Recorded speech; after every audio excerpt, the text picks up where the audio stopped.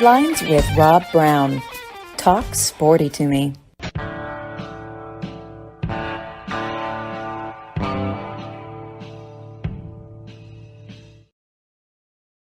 right, welcome to the Friday College Football Basketball Blitz. Sidelines, Rob Browne here with you. And next 2 hours, a lot of ground to cover. We'll kick off with Yancy Porter, Rebel Yell Hotline from Oxford, will join us, followed by Jimmy Hyams in Knoxville. Jimmy Hyams, longtime sports writer for the Knoxville News Sentinel, does a daily sports radio show on the Sports Animal up in Knoxville every afternoon, Monday through Friday. Also writes several blogs every week. Just a great sports writer. Knows Tennessee and the big picture of the SEC as always. And hour number 2, Bo Carter will check in with us and talk some Big 12, SEC, college football, big picture. He's a member of the National Football Foundation, also on the Baseball Writers of America. And in the fourth segment, Jerry Kirby, NFL human computer, will check in with us, talking some NFL playoffs. And also, we're going to talk about some of the guys that are considered to be top college players who are also top college prospects and how he thinks they'll fit, because the NFL and what they look for in quarterbacks and receivers and linemen, it's always evolving. It's ever changing. And just like when we have Jim Nagy, executive director of the Reese's Pieces Mobile Senior Bowl on our show, you learn a lot.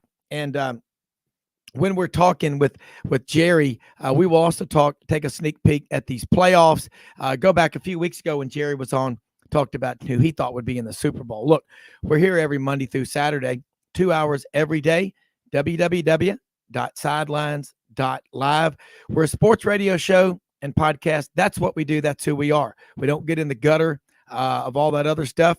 We are your 2-hour respite every day. Tell your friends, your neighbors, your families, enemies that will become your friends once you tell them about Sidelines. And follow us on Twitter at Sidelines_live.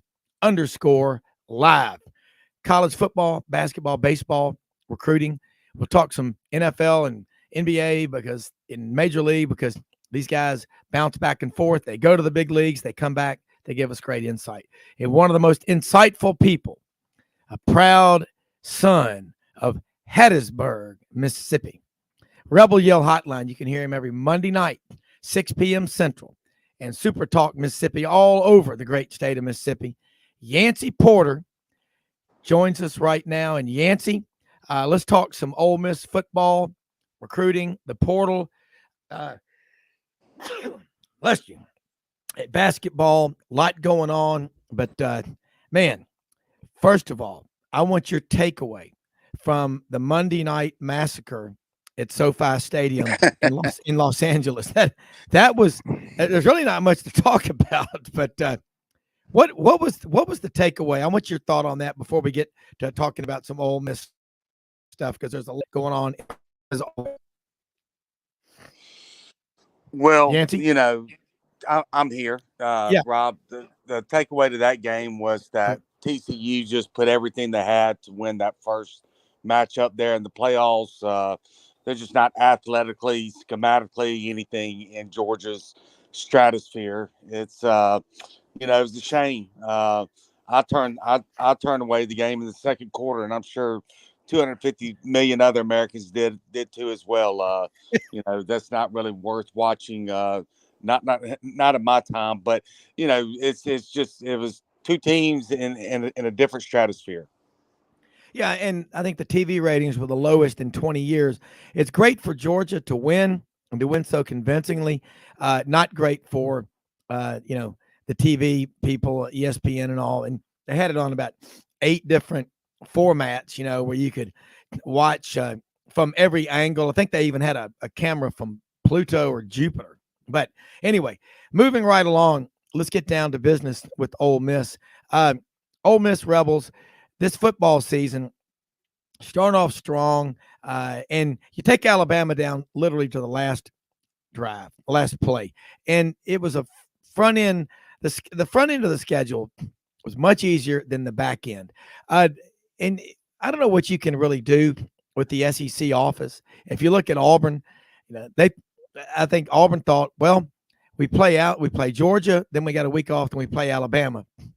So let's move that around. Well, they moved the Auburn Georgia game up into late September, early October, and then they just replace it with LSU or Texas A&M or someone like that. There's nowhere to hide in this league, and quite frankly, I think the Auburn Georgia game, with Georgia winning 16-7 in this millennium, it's really lost its luster. It's a rivalry for sure, but I think that late September, early October, that was a terrible decision in hindsight, and I'd rather it be back in mid-November. But Ole Miss, you've got a tough schedule because you play in the SEC, but can they do anything about like what happened this past year on the front end? That's a good question. They're moving the Alabama game back to late September, early October. That's where they've traditionally been playing the last, I don't know, dozen years, I would say, at least. And last year, they moved it towards the end of the year, early November, mid-November, wherever it was. So that'll balance it out there. Next year's a murderous road, though. It's going to be, they play at Tulane. It's going to have a top 10 team next year, at Georgia, at Auburn, at Alabama. I mean, it will probably be the most difficult schedule in the country. Got to ask you this. Lane Kiffin, it's not his fault that people want him. And when you've got a coach like Lane Kiffin, you're going to have to deal with that. But all that being said, there are people, and it happens at any program, when your coach and he's out there and he's being linked to other jobs, then he stays. And you know what? To me, it's pretty simple. Bring in a great recruiting class and win football games, and everything is forgiven. Would you agree? Yeah, I think a lot of it was just the timing. It was unfortunate that Auburn, got rid of their coach and during the season. If that would have come after the season, I don't think there would have been as much anguish from the Ole Miss fan base towards Lane than it was since it occurred during the season, right? And then, obviously when Auburn got rid of their coach and came after Lane, Ole Miss went 0-4 during that month of November there. So it was really a snowball effect. Yeah, and I think you can attribute that to the December signing period. That's why coaches are getting fired 3 and 4 weeks into the. I hate the December signing period. Yancy, do you agree? And also, remember, going back years ago, we used to have that early signing period in December, wasn't it? And we changed it, but it's causing. This is exactly what it is doing. It's killing. If your coach is linked to an opening, it can destroy your season. That's not true. Yeah, it is. Yeah, I think the NCAA is going to take a look at that. We always had the junior college early signing period traditionally, but not the high school. I think they're going to take retake a look at that. You'll have the transfer still, a window there, I would imagine, in December. So there'll still be some pressure for the colleges to get their ducks in a row by the end of the season, but not where it is now, where you see schools like Auburn, making a move there in late October, mid-October, and then really kind of ransacking somebody else's season. And it's not an Auburn problem. That's just Auburn trying to get their ducks in a row. Yeah, I totally agree with that. Also, the NCAA has a new president, new guy coming in, Mark Emmert. He was just not effective he just let things go and just threw it out and said, y'all deal with it, played kick the can. You already have the new rule about the transfer portal, the second transfer. And I know going back October 15th of 2018 is when the portal became, quote, the law of the land. I would love to see the stats, the numbers on the number of guys and, football. Just look at football, because basketball, way fewer numbers. I'd love to know the numbers of football players that have gone into the portal and just never been picked up. It's the new way of saying I got cut, I quit, or I'm too embarrassed to say I quit. So you go into the portal and it makes it look like, oh man, you're a big deal. And I'd like to know really how many people come after you and that's the stat. But I think so. You can transfer the first time immediately, but if you try to move again, you have to wait. How long do you have to wait?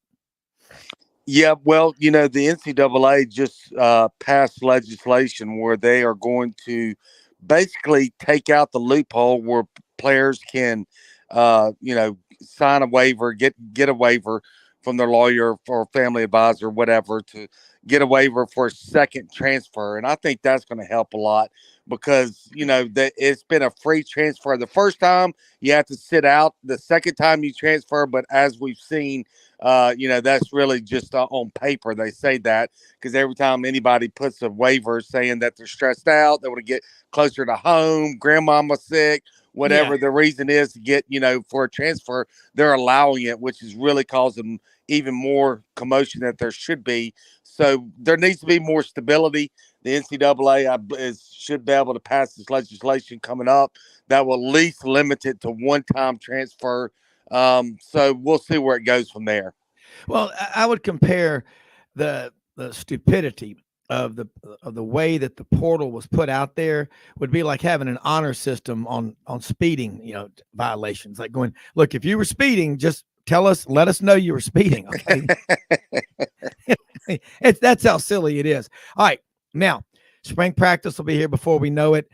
My support group and I are going to get together over at the Cherry Farm this weekend, drink some road sodas, do a lot of duck hunting, have a lot of fun. But I got to say this, man, somebody in about mid-February will start spring practice. Okay. Then it'll go till the end of April. And then around Memorial Day, the football magazines will start coming out. When you're down on 30A, down on the beach in LA, if you're out on the lake, on the river, and then that'll get you through then to media days, about the middle of July. Kickstart it then. So we won't be in the wilderness too long. Meanwhile, we've got the Senior Bowl coming up the first Saturday in February. Also, got the NFL playoffs, which last year, the NFL playoffs at the end of the season, the back-to-back weekends were the best I can ever remember. So now, though, Ole Miss football is kind of quiet. You got that first Wednesday in February for the next round of recruiting. Any surprises out there that Ole Miss people don't know about that you could talk about, and can they improve on what they did in December in this football recruiting class? Well, I think the big thing going around right now is one. It hasn't. I don't think it's made its way public yet, but they're going to basically change their defensive staffs from the coordinator to the defensive back coach to the linebacker coach. They're going to keep Randall Joyner, their defensive line coach, but there's going to be some major changes on the defensive staff. And then two, will Ole Miss land Oklahoma State's star quarterback and receiver, speaking of Sanders and Green? And if they do, what does that do with Dart? Is there going to be a true competition between Dart and Sanders? Sanders is 4-year starter for Oklahoma State, over 12,000 yards of offense, 78 touchdowns, a highly productive guy over there. My personal opinion is that he will not beat Dart out. I don't think there's any way he will. But being able to get somebody of that quality of experience behind Dart in case he gets injured is going to be big for the Ole Miss program. So I think those are kind of the buzzwords right now for Ole Miss. All right, now the quarterback situation, Luke Altmaier, where did he end up? Illinois. Okay, he's at Illinois with Brett Bielema. You've got Zach Evans, Quinshon Judkins. Zach Evans going to the NFL. Yeah, exactly. I know he's going to the NFL. Yeah. And you think about him, he came out of Houston North Shore High School. When he signed with TCU, he was the first ever in their school's history, 5 stars they've ever signed. Yet they just got to the national championship game, but they played Georgia. And I think in the last 5 years, if I'm not mistaken, Georgia has signed 23 5 stars. It's just crazy. And they didn't have any at TCU, but they got a good team, but they weren't good enough Monday night. But looking at Ole Miss, number one goal going into the spring at the quarterback position. You talked a lot in the preseason that Lane Kiffin really liked Jackson Dart because he was more of a gunslinger. give me your report card, A, B, C, D, or F, on Jackson Dart's first full year in the Kiffin system. I mean, I really give it a B, a solid B. I think next year he has a really good chance to make it a solid A. I mean, look, there were pass blocking issues by the offensive line. The guy, you couldn't get him out of a game. I don't know how many games you were like, there's no way he's going to go back in the game, and he did. Everybody saw that several games where he just like, how in the world could he return from that lick? But I just think that he started seeing the field better. The last, I believe, 5 SEC games, he had the number 2 QB rating in the SEC. If you take that last half of the season there, he got progressively better during the season. He was turning it over a little bit at the beginning of the year. You got to remember now, this is a guy that came in, 19 years old, had 3 starts under his belt. I really think he's going to have a big year next year. Yeah, and I just think Lane Kiffin is one of the 2 or 3 best quarterback coaches anywhere in college football, and he's a great play caller too. And good point. That is so important. And again, you and I talked so much about it during the back and forth with Auburn. He's at the right place. Hugh Freeze is at the right place. Yeah, it's about the right fit. And you know what, Yancy, we're about to take a break. I want to get back on this after we come out of this, but everyone talks about matchups. They get caught up in that. They obsess about it. What's most important are the matchups on game day. How do you match up then? We're going to talk more with Yancy Porter, Rebel Yell Hotline. Catch him Monday nights, 6 p.m. Central, all over Super Talk Mississippi, right after this.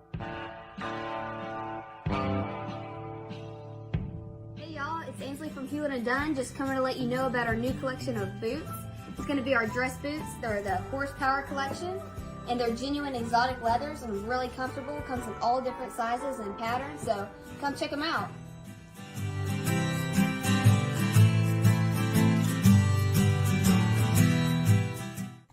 Red River Ford and Toyota, located in Wynne, Arkansas.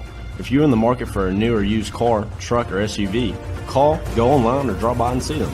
Located 45 minutes from Memphis, go off the 4-city exit on I-40 and go north about 15 minutes on Highway 1. Easy to work with and still believe in customer service. If you live out of town, they will deliver your vehicle to you. RedRiverFordToyota.com. Just see what they can do. Strengthen your seed zone this spring with quality tillage equipment from House Industries. Located in Cherry Valley, Arkansas, House Industries specializes in manufacturing superior equipment that will minimize your downtime and keep you working in the field. To ensure the highest quality control, all design, fabrication, and testing takes place in a 99,000 square foot manufacturing facility located right here in the heart of the Delta. Locate your nearest House equipment dealer online at houseindustriesinc.com. House Industries, breaking ground. Sidelines with Rob Browne. Talk sporty to me.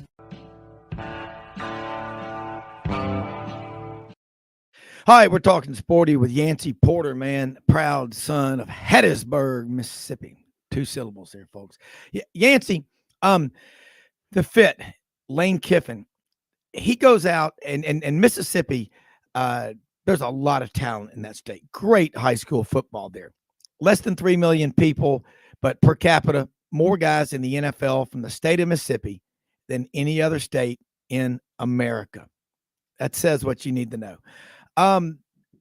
Is it a negative that Lane Kiffin doesn't focus on, I'm going after every player in Mississippi? Because he goes portal, he goes Mississippi, he goes nationally, but he's a national brand. And therefore, doesn't that make Ole Miss more of a national brand when he does that? I'm not trying to say don't recruit your home state, but look around at all the schools around him.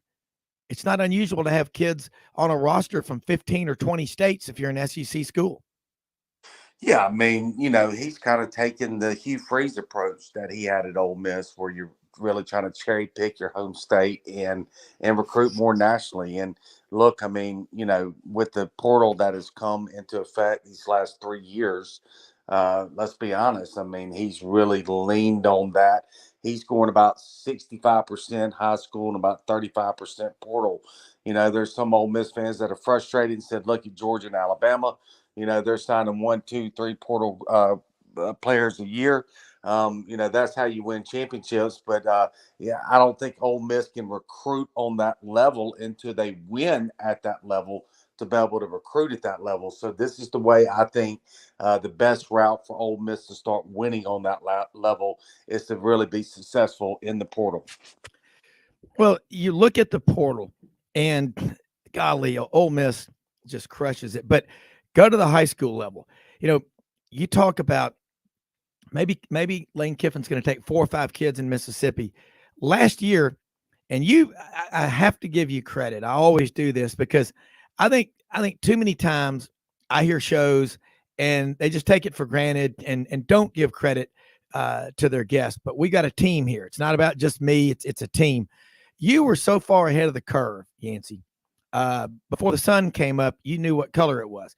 Quinshon Judkins. You said one day when the book is written about Nick Saban, what player will he look back on? And you didn't mention Brian Harsin because he didn't recruit for 2 years. But Brian Harsin, that kid was 35 minutes from Auburn's campus. He's in the state of Alabama. The one player Nick Saban will look back on and regret not signing, Quinshon Judkins. And he ends up with what? The second best ever year for a freshman running back in SEC history. And really, he was sharing the backfield with Zach Evans. What's it going to be like with Quinshon Judkins as a feature back going forward for the Ole Miss Rebels? Are we going to hear a lot at the vault? First down, Ole Miss. I love it. Well, I mean, with Zach Evans going to the NFL now, he might be leaned on a little bit more than he was even last year. But Ole Miss feels really, really good about their high school running back signee there, Kevin Riscano out of Texas. They feel like he's going to be a big-time player, so that's going to allow Zach to at least keep his legs somewhat fresh. And then, Useless Bentley there that broke his wrist in game 2 and was out the next 9 games. He'll be fully healthy next year as well. So, it's important for Judkins to be healthy and also be fresh during the games. We saw it really cost them during that LSU game where, Zach Evans went down early in the first quarter, and then the Alabama game where Zach Evans got concussed in the second quarter. So I think Judkins has a chance to be a serious Heisman candidate next year. I really do. All right, now let's switch gears real quick, a couple of minutes before we let you go, because I know you got a big day going on. I love Kermit Davis. He's one of my favorite coaches. They're struggling in basketball. I mean, he's won everywhere he's ever been. He had that great 16-year run at Middle Tennessee State. The Pavilion, to me, it's like Auburn Arena. It's that 9,000 plus. You're right on top. They have the best concessions. That Raising Cane's chicken tenders are awesome. And Ole Miss fans love basketball, but you got to win. And it doesn't matter where you are. As good as Alabama is this year, those early season crowds were pitiful. But that something's got to happen. How do you see this season playing out for Ole Miss and Kermit Davis? Because you can't help but pull for this guy. He's the best dressed coach in the SEC, but he knows what he's doing. But is it out of his control? Just the injuries? Just bad? What is it? It's not injuries. I mean, be honest, I just think that the style of offense he's trying to run at Ole Miss, the old, Indiana Hoosier Bob Knight motion offense, half court, relies on really a big time centers and great shooters to take advantage of the cuts and the motion that creates open shots. And Ole Miss has 4 different centers, so they all do different things well. One's a defensive guy, one's a rebounder, one's an offensive guy, but they don't have a complete center that's ready right now. I think the freshman Ewan is going to be really good in time, but he's not there yet, and they don't have that knockdown shooter. I mean, Morrell, he's streaky, he can be that guy sometimes, but I just think he's trying to fit a square peg in a round hole right now. I don't think that the talent, the skill level at Ole Miss, the talent on that team really matches his philosophy he's trying to do, and it's just been a disaster right now. And I think really unfortunately, what really put the team in a tailspin is when their star point guard Ruffin returned. Abram and Caldwell were just playing fantastic basketball there at the point two guard, and that really threw the rotations completely different. And poor Ruffin, I mean, he's a dynamite player, but when you're 5'8" and you're basically playing on one leg, it's just really tough to play at a high level in the SEC, and he's learning that this year. So I think those are the two biggest factors. I'd really maybe even put Ruffin's return has really been the demise of the team. Yeah, and I like what you just said, and people don't ever think about that, but there are a lot of guys that are better coming off the bench as a sixth man. There are players in football that are better playing in a backup role. You go back throughout history, that's not appreciated. And and then when you get a guy that is injured and he's out, and the team has all that great chemistry, and the minute you change it, you start to fall apart. I think. Well, they're 1-7 since Ruffin returned. Yeah, I mean, yeah, and you go back and look. They were 7-1 before he returned. Yeah, and look at Drew Bledsoe, quarterback for the Patriots, gets injured. Tom Brady comes in. Tom Brady was the 199th pick in the 7th round out of Michigan. Yeah, and he's still there. I mean, I remember as a kid, George Blanda was 47 years old kicking for the Raiders. And 47 years old. You know where George Blanda played his college football, don't you? I don't. Kentucky. All right. Question for the day. Nigel, our web guy, says, start asking your guests a funny question every day. So I thought of one. You call them hot dogs or frankfurters? We're in the South, I mean, and I'm like, I just kind of came up with that. What do you call them? Hot dogs. Yeah. See? And then it's like Prano pup or corn dog. Corn dog. See, now I know the difference. I'm friends with Danny Andrini.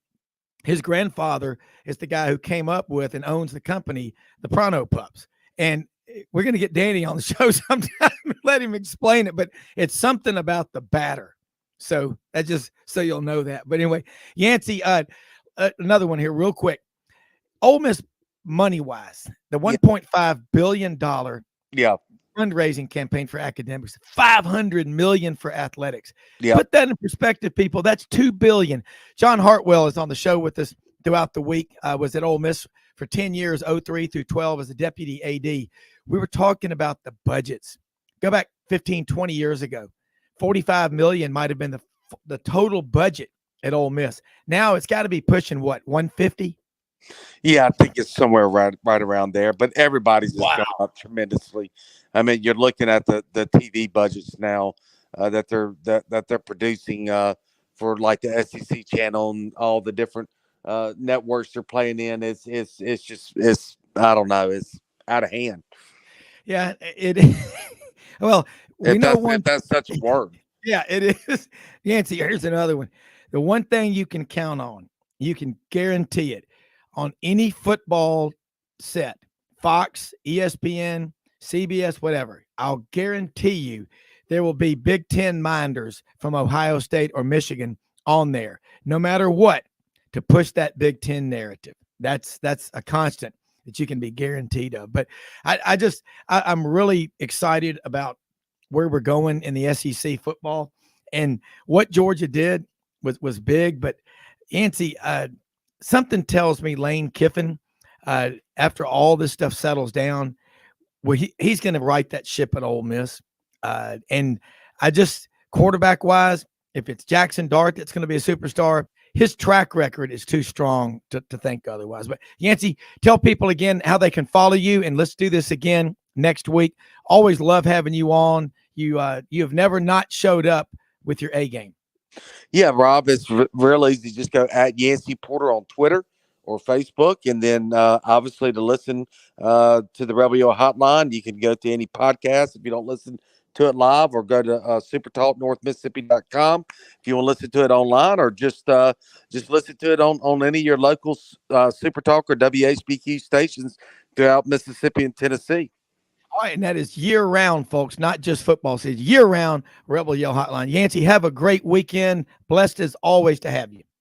Thank you, Robin. All your listeners, have a blessed day. Take care, my friend. All right, you bet. All right, we're going to switch gears, head over to Knoxville. My wife's getting excited. Just going up a hill gets her excited. She thinks she's over in East Tennessee. She is a Vol for life. And we got Jimmy Hyams, great longtime sports writer for the Knoxville News Sentinel. Also does a daily sports radio show on the Sports Animal up in Knoxville every afternoon. You can catch him, but he is a great writer. Follow him, read his blogs, and he covers Tennessee like the Smoky Blue Haze covers the Smoky Mountains. And Jimmy, this Tennessee, man, first off, before we get to basketball, I picked Tennessee preseason, and our friend Rock Aldry's cousin, Mark Ham, has that gigantic tailgate up in Knoxville. I said, y'all are going to win 10 games this year. I didn't have a crystal ball. I didn't see that South Carolina game coming, but what a recovery in the bowl game against Clemson. Because believe it or not, and I'm wrong plenty, but I had Tennessee to win 28-14. Tennessee dominated that game. But Joe Milton III out of Pahokee, Florida, the Muck down there in Lake Okeechobee, he looked pretty good, but that was a great comeback. Tennessee had a couple of star players that didn't play, but those guys that were there, I think they made a powerful statement going into the 23 season. Yeah, that was a big win for Tennessee. And you talk about the bounce back. I actually think after that South Carolina game, it started with Vanderbilt. And you say, oh, it's Vanderbilt. Yeah. Well, ask Florida about Vanderbilt. Ask Kentucky about Vanderbilt. So, for Tennessee, Vanderbilt scored 31 on Florida, and they had trouble crossing midfield against Tennessee. So I think that Vanderbilt game really told me this team is recovered. So I thought they would play well at Clemson. I wasn't sure they'd win the game. When you take out Jalen High and you take out Cedric Tillman, I wondered about that. You got Joe Milton replacing Hendon Hooker, but I was really impressed with Tennessee. The defense was outstanding, and I know the defense has caught a lot of flack. But Rob, I wrote a blog the other day about this before the bowl game, and my opinion, I know people can argue, but I thought the defense either played pretty well or exceptionally well in 10 of their 13 games. Yeah. The only games where I didn't think they played well were South Carolina. Yeah. Alabama with Bryce Young got 49 points, and Florida got 596 yards. Yeah. Other than that, I thought they played decently or exceptionally well. Vanderbilt, they were terrific. They dominated every non-conference opponent they had except for Pitt, and they played pretty well defensively against Pitt. Yeah. Shut down Kentucky. Shut down LSU. I thought the defense didn't get enough credit this season as it should have. No, I agree with you. And the surge up the middle, the interior of the defensive line, that's the trademark of a Rodney Garner defense. Coach G.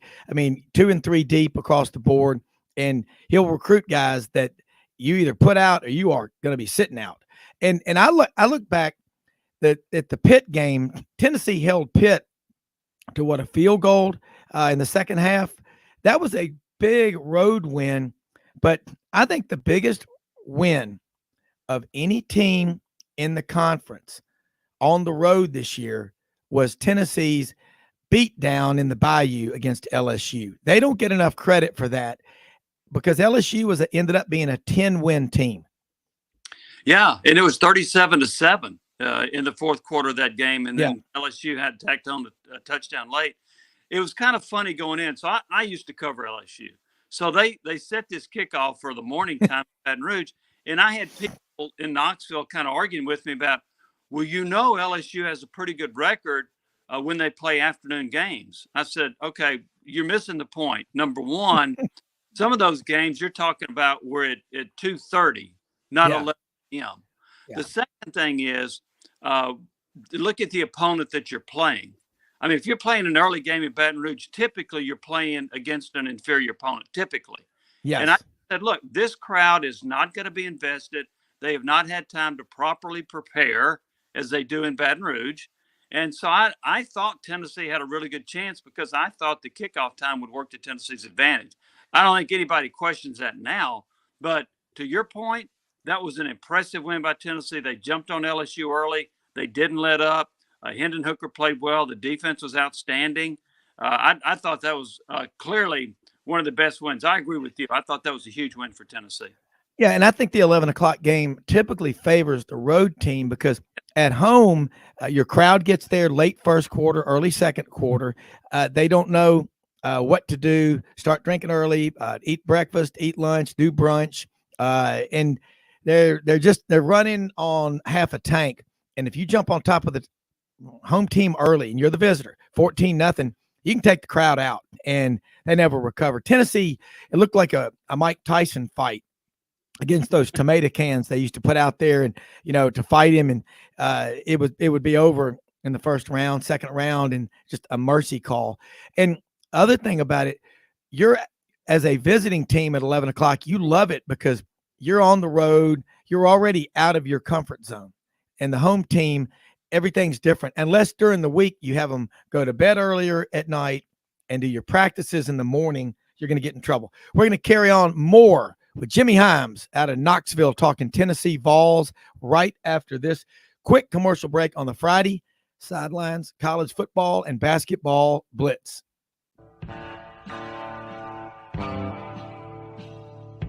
Hey y'all, it's Ainsley from Hewlett & Dunn, just coming to let you know about our new collection of boots. It's going to be our dress boots. They're the horsepower collection, and they're genuine exotic leathers and really comfortable. Comes in all different sizes and patterns, so come check them out.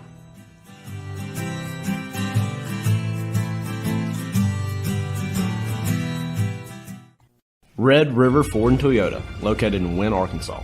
If you're in the market for a new or used car, truck, or SUV, call, go online, or drop by and see them. Located 45 minutes from Memphis, go off the 4-city exit on I-40 and go north about 15 minutes on Highway 1. Easy to work with and still believe in customer service.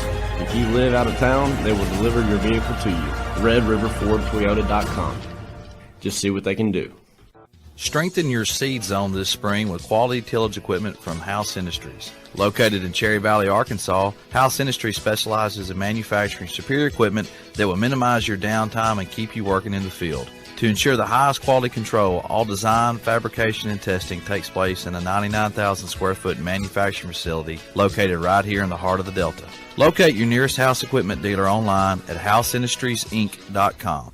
House Industries, breaking ground. Sidelines with Rob Browne. Talk sporty to me.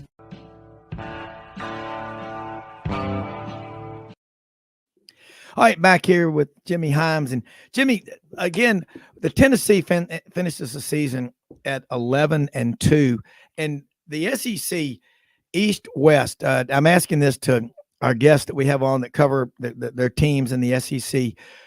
When the final report cards are in, which they are, and believe it or not, though, I got a son that just graduated from Auburn. I never got a report card in the mail the entire time from What? From what his grades were. I'm like, but he would tell me, but on it. Yeah, it's all electronic. When I was in school, my first report card got home, and I didn't get to the mail first, and my dad asked me to meet him for lunch, and I went. I got the message real clear. It was that. Straighten up those grades, or the Marine Corps will pay for college. It's on you. I figured that one out. But go back and you look at the report card, East versus West. Which division do you think, top to bottom, was the strongest in SEC this year? Gosh, the East had the better record. God, it's kind of hard to say. Vanderbilt was the worst team in the league, and A&M was down there with them, so A&M wasn't very good.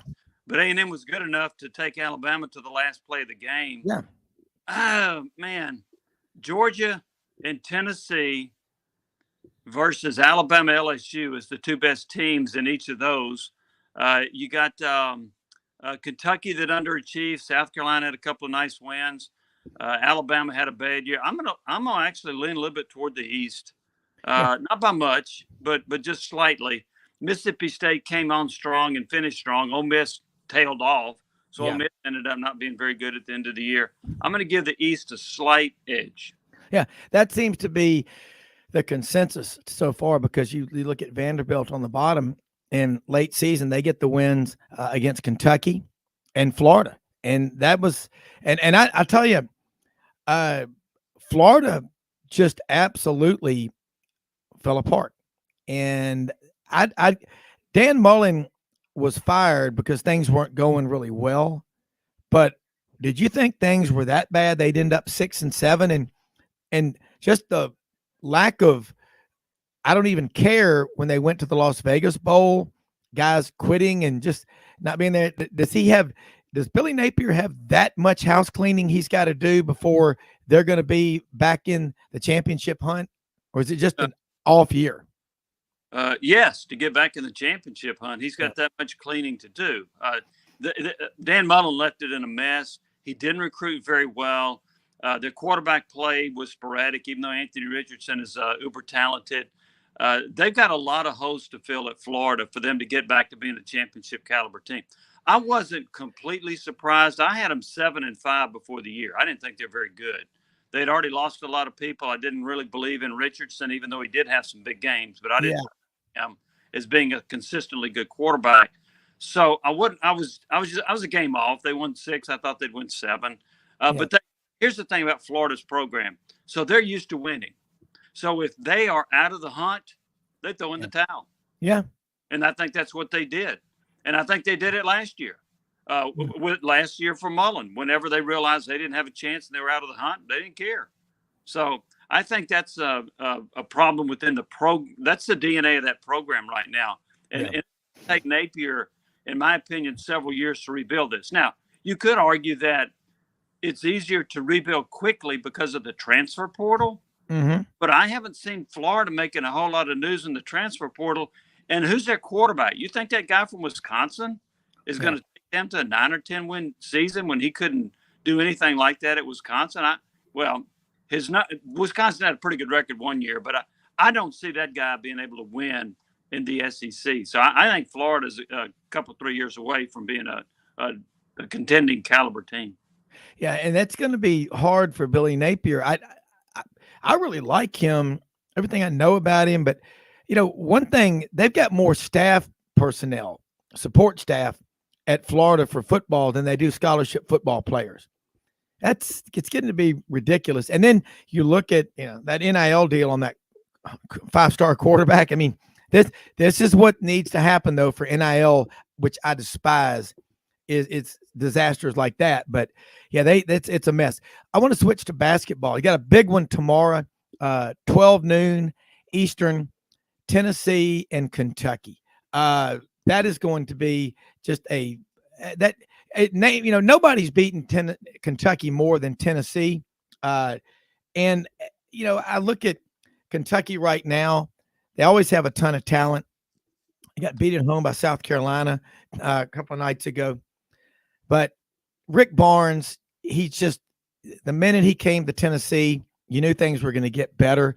What do you think is going to happen tomorrow? That's going to be, like I said, it's the 11 o'clock Central, 12 noon Eastern game. But Tennessee just is always ready to play Kentucky. 76 times, I think Tennessee's beaten Kentucky. Yeah, on paper, Tennessee should whip them pretty good. Now, on paper, Tennessee should have beat South Carolina in football. So I know there are a lot of people that have already predicted a Tennessee rout, just like they predicted Tennessee to rout South Carolina. Kentucky has good talent. They do. Now, there are a couple of things about them. One, they don't play any defense. They rank like 93rd in the nation in defensive efficiency. Tennessee ranks number 1. But they still have Oscar Tshiebwe, who won the National Player of the Year last year. They got Toppin, who's a pretty good player. They got Javare Wheeler, who's a senior. Look, this is not a typical Kentucky team where they got 5 freshman starters and you think at the end of the year they're going to get better. They start 3 veteran players. Yeah. So I don't think Calipari's ever gotten the attention of this team to play at the months. They have played 5 quad 1 opponents. You know how many games they've won? 0. 0-5 against quad 1 opponents. And they haven't won a true road game. So everything points to a Tennessee route. And Tennessee is going to retire Chris Lofton's jersey number 5. By the way, what a great player and even better person Chris Lofton is. So looking forward to seeing that. But I would think Tennessee will win it. And I also think there's a pretty good chance that if Tennessee jumps out on Kentucky pretty early, Kentucky might throw in the towel. Alabama routed them. They lose to South Carolina. They cannot be feeling good about themselves. Now, Kentucky might also say, hey, we can start to salvage this season with a win in Thompson Bowling Arena. But Tennessee's won, I think, 5 of the last 7 against Kentucky in Knoxville. So I expect Tennessee to win. I think they could win handily. But I'm also reminded that Kentucky still has a lot of talent. So we'll see what happens. Yeah, and you mentioned they start 3 veteran players as opposed to 4 or 5 freshmen, and with no chemistry, and they get better as the season goes on. You're right. I think Tennessee wins tomorrow, but you're right about Kentucky. But I just don't think John Calipari is connecting with these guys. And again, I could be wrong. Kentucky could win tomorrow, but it's a lot like, and I'll make this comparison, what they're paying Jimbo Fisher in football, and he hadn't accomplished anything, versus what Calipari gets at Kentucky and the tradition of Kentucky basketball. Don't compare that, but you can compare those lifetime contracts, basically, where the buyout is $70 to $85 million. That's a competition. That's a drive killer, in my opinion. Not for the coach, because unless he does something terrible, he's fabulously wealthy for generations of his family if he handles it right. Yeah, he is, and I'll say this: I think the Big Blue Nation is gotten tired of Calipari. He's had good results, but now remember they lost in the first round last year to the Peacocks of St. Joseph's. St. Peter's, yeah. St. Peter's, I'm sorry. Yeah. And and he made a statement a while back. They had 5 players taken in the first round. He said, "This is the greatest day in Kentucky basketball history." No, winning a national championship is what Kentucky's about, not putting first rounders in the NBA draft. So I think he kind of was he didn't hit the mark on that one as far as Kentucky's concerned. So the fans will accept the one and dones and all that other stuff if you're winning at a high level.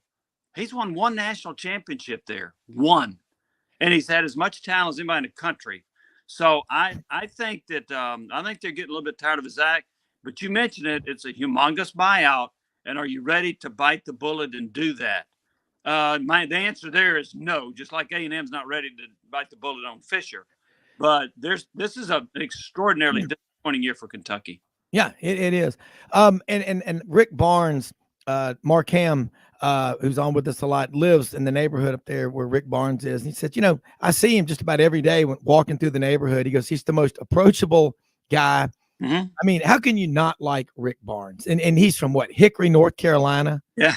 Great success at Clemson, 17 years at Texas. He's at Tennessee. He's a young guy. I don't see him getting out of coaching anytime soon. And you just look at his teams, every year he's got Tennessee in the mix. Yeah, he's done a heck of a job here. And it started out, he didn't have a good first year or two. And then there were some folks who were complaining about his recruiting class where he didn't sign anybody that was ranked like higher than 150 in the nation. Yeah. Well, that class included people like Grant Williams and Jordan Bone and Jordan Bowden. I think Schofield came in the year before that. And so that team ends up winning over 30 games and wins the SEC. And it was a great team and one of the most popular teams Tennessee's had. So, and ever since then, he has recruited at a much higher level. He's been bringing in some 5-stars and then sprinkle in with some 4-stars. They do a great job of developing players. They have a great culture over there. He is going to continue to win at a high level. The one thing that fans here are waiting for is for him to make a deeper run in the NCAA tournament. That would be the only, that's the only knock on his resume at Tennessee right now. Yeah, and the loss against Purdue and just look, it is so hard. Look at Bruce Pearl at Auburn, 8 years, 3 NCAA tournaments. Well, the year of the virus when they didn't have the tournament, I think Auburn had just beaten Tennessee 84-64 on the road. That was a pretty good team. The year after they'd gone to the Final Four, they definitely would have gone. So it's really 4 out of 8, but it's hard. And you go back, you talk about that recruiting class. I don't know where it was ranked. And I remember classes a lot that are ranked 8th or 9th or 10th back when the SEC only had 10 teams that 4 years later were SEC champions, because you take those guys, what they've been through, and transfer that to basketball and mix it in with the new talent. You can have one, quote, off year, I think, but you better follow it up with a really good one, because then you can mix it all together. And with the portal now, let's face it, it's like online shopping, Well, it is. And with Tennessee, they haven't done a lot in the portal in men's basketball. They've done a little bit brought in some transfers, but not a tremendous amount. But one of the things, so they bring in the Tyreek Key. And what's interesting about Key is that if he had stayed at Indiana State, he could have picked up the number 2 all-time scorer at Indiana State behind Larry Bird. Instead, he comes to Tennessee because he wants to win a championship, and he's a point guard, and his scoring average is now he doesn't even average double digits in scoring, where he was averaging over 17 points a game at Indiana State. But he fits the culture. He fits his role. He's unselfish. He's becoming a better defensive player, and he's all about team. And so that's what they have built at Tennessee. Zakai Ziegler comes off the bench. You know what? Yeah. The SEC in assists per game in SEC games only. So they have got a very unselfish team. They play great defense. They like each other. That's what I think this team has a chance to really make some noise. And if they shoot well in March, they can get to the Final Four. Yeah. Well, you think about how big was the Tennessee-Alabama game, October 15th. Yeah. If things keep going like they are, how big is Tennessee, Alabama in basketball going to be? Yeah, and most people will tell you they think that Alabama and Tennessee have separated themselves from the rest of the SEC. Yeah. Those two teams are ranked in the top 5 in the country. And then after that, you've got some good teams. Arkansas is not quite what they would be if they had Nick Smith. Yeah. You've got Auburn is pretty good, but they're not. This isn't one of Bruce Pearl's best teams there. Yeah. So you've got some other pretty good teams out there. But I do agree that as it looks right now, Alabama and Tennessee have separated themselves. So that could be an epic battle when they play. Yeah. And last year there were a lot of coaches that were making statements like this was a historically great year for the SEC in basketball. I just wasn't buying it. Not that I'm the basketball, crystal ball, but when you got to the NCAA tournament, I was proven right. Not just me, but people that agreed with me. Look at the ACC. They weren't getting the credit last year, but they ended up with 3 of the Elite 8, Miami, Duke, and North Carolina. And I think if Duke would have handled the retirement of Coach K better and not, that was ESPN. I don't know, that was made for TV, Hollywood scripted drama, but that last home game against North Carolina was a little bit too much of a love fest. And Coach K, I don't think was very comfortable in that at all. But got a few more minutes. Got to ask you, this is a question that our web guy producer wants us to ask. He said, ask your guest. I'm just curious. He's British. Okay. So he uses a lot of terms. There's about 35 words in the English language that are spelled differently or the same word, but they're complete opposites. He said, what do y'all Americans call them? Hot dogs or frankfurters? And I said, well, this is the South. We're going to call them a hot dog, but what do you call them? You live in East Tennessee. Is it any different? Hot dog. Yeah, see, the hot dog. Everybody says hot dog. Frankfurter is just some old corny term.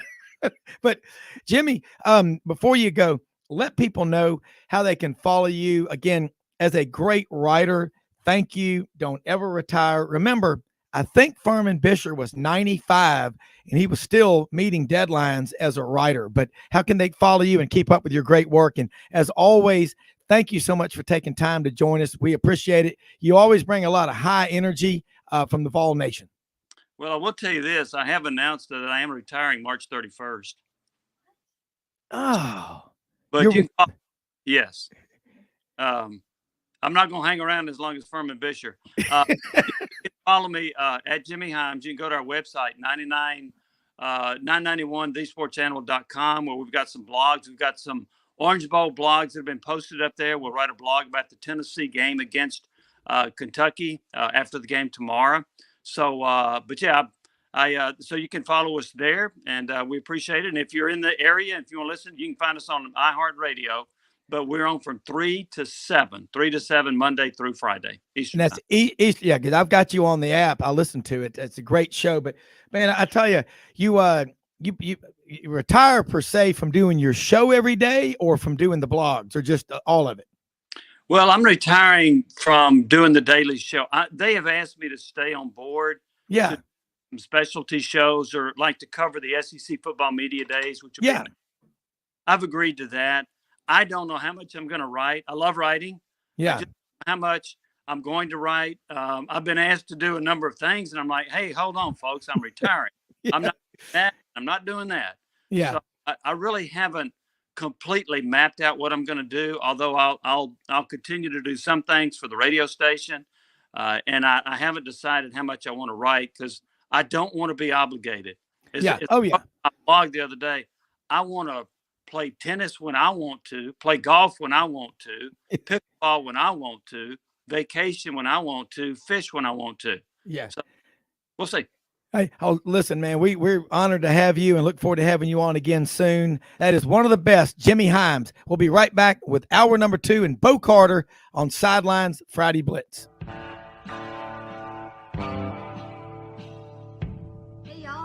From Hewlett & Dunn, just coming to let you know about our new collection of boots. It's going to be our dress boots. They're the horsepower collection, and they're genuine exotic leathers and really comfortable. Comes in all different sizes and patterns, so come check them out.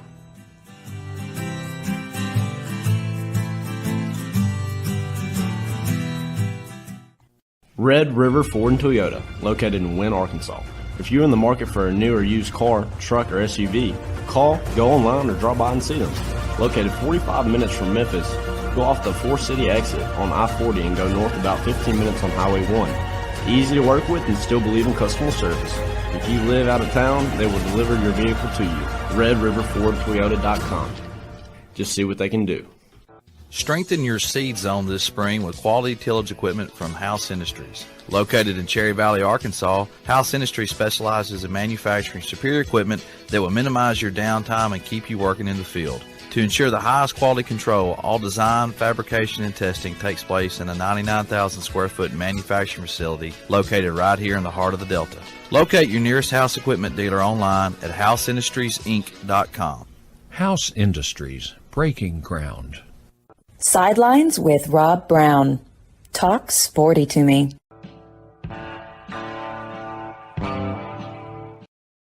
All right, it is hour number 2 coming up on the Friday college football, basketball blitz. We're going to take a little sneak preview, Bo. We're going to have NFL human computer Jerry Kirby join us around 9:26, and I want you to stay on with us through that because Jerry, I have never met anyone in my life that watches every NFL game, tape records all of them. The ones he misses, he watches in the offseason, and he's got the 50-state high school football package. And he's, obviously married and has a couple of kids. And it is unbelievable to watch a game with him. It's like watching a cooking show with Gordon Ramsay. That's, you better get that right because my friend Chef Roger Watson, who worked for Gordon Ramsay for 8 years, and as Roger says in his British accent, most people only last one night, maybe 2, and they're done. They're in tears and they're crying and they leave with a tail between their legs. It's lovely, lovely. Not so lovely for them, though. But anyway, we're going to have Jerry on with us. So we'll start off with your background, of course, from the Quad Cities, man, Bettendorf, Iowa. Sheffield, Alabama. And, the other 3 are Florence, Muscle Shoals, and Tuscumbia. But, man, you were SID for 12 years at Mississippi State, Big 12 office for a long time, National Football Foundation, Baseball Writers of America. And we are going to really get into college baseball as we do. Hopefully soon, in the next couple of weeks, Butch Thompson will start coming back on with us. Love having him on. He's a son of Amory, Mississippi. Absolutely love him. Went to Birmingham Southern. Been in the SEC now. I guess this will be his 21st or 22nd year. And just, spent a lot of time at Mississippi State. I mean, hell, John Cohen was his coach at Mississippi State. Now John Cohen's the athletic director at Auburn, and over there at Auburn, as Coach Dye would say. But Bo, I want to ask you about your role as a writer for the National Football Foundation. We had Jimmy Hyams on right before you came on, and I said, "Don't ever retire. Be like Furman Bisher at 95, still hitting the deadline." And he goes, "Actually, I've announced my retirement coming up March 31st." And I was like, "No. Don't do it, Jimmy." I just gave him the lead in, and Jimmy Hyams. He's a great writer. Done it for years, all the way back to Baton Rouge. Yeah, he was talking about how he used to cover LSU, and I'm like, Jimmy. But he just said, I'm going to be at a point, I'll still be doing stuff. He said, but I want to play pickleball when I want to. I want to play tennis when I want to. I want to go fishing. I want to go to the beach. I want to go, do what I want to do when I want to do, but I'll still do it.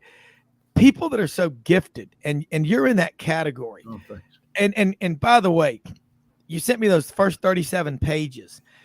on that email. I mean, you read these stories about what's happened throughout your career, and you're a young guy. You've got the energy of a 25-year-old man, and the stories about what goes on behind the scenes in the games and the people, these characters. That's why we love the games. And I know it's easy to get caught up in all the NIL and the portal stuff. That's not going to take us out. We've seen way worse before. And we're already starting to see cracks in the dam. That disaster at Florida with that kid. I mean, I'm sorry, his steak wasn't cooked right, as Lauren Smith says. His pillow wasn't soft enough. You know, hey, kid, you're doing us all a favor if you're a Florida fan. You don't want a guy like, I mean, I'm sorry. How many millions of dollars? What do you think is going to happen, Bo, when you pay 17 and 18-year-old kids money like this who've done nothing on the college level? That's amazing. Rob, I was going to tell you too, as an aside about the chefs, TCU hired a guy that used to work for the fellow Vanderbilt. He worked for the school newspaper. He started his own culinary school, and he's the chef for Amon Carter Stadium. They have those the 6 people that gave him $120 million to revamp. He fixes gourmet meals for them every game. So we need something like that at Auburn or Vanderbilt. Yeah. Listen. I've been out. When I covered Fort Benning at Channel 3 those couple of years, I ate in the cafeteria more than once. And let me just say, if you're an Army cook, you might want to go into the witness protection program after you get out of the Army. You were the guy cooking that stuff. I'm gonna pull your head off. But the old SOS, I won't say what it means. But that's right.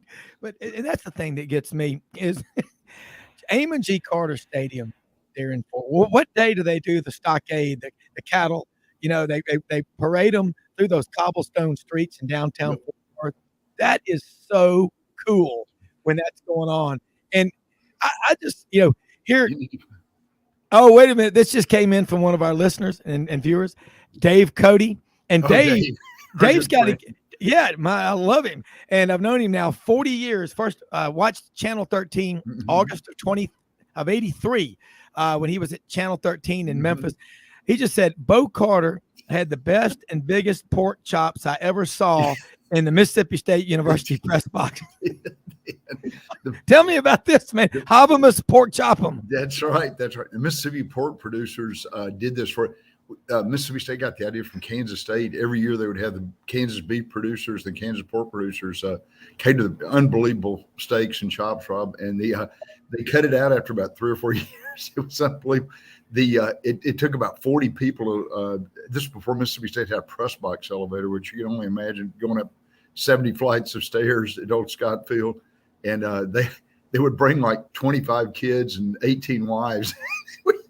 The press box only seated about 80 people. So once the pork producers and beef producers got through hanging around for the game, there was no room in the press box. So, great food, though. Great food. Well, you think about this, and I'll tell you what else is really great is that Mississippi State cheese that they have. And that is, it's a cool place. You think about the food, though, in the press box. Amon G. Carter Stadium, that's going to be great because most of the time, the food in the stadiums, I think it's designed to make you not feel full. And if you go to a Grizzlies game at FedEx Forum, they've got the rendezvous line. They've got one line to get the barbecue nacho chips, which is, number one on the American dietary recommended list of health foods.